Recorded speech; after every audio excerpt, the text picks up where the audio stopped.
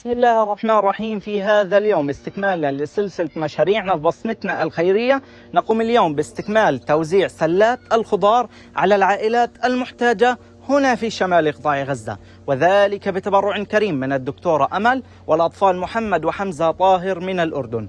بارك الله فيكم وتقبل الله منا ومنكم صالح الأعمال. شكرا يا أمي، والله يعيننا على هالوقت اللي احنا فيه. والله وقتنا صعب كثير، واحنا مش قادرين نتحمل، يعني بجد مش قادرين نتحمل الحر والشوب والجوع والقلة والمية وكله والله وعدنا يعني كثير صعب.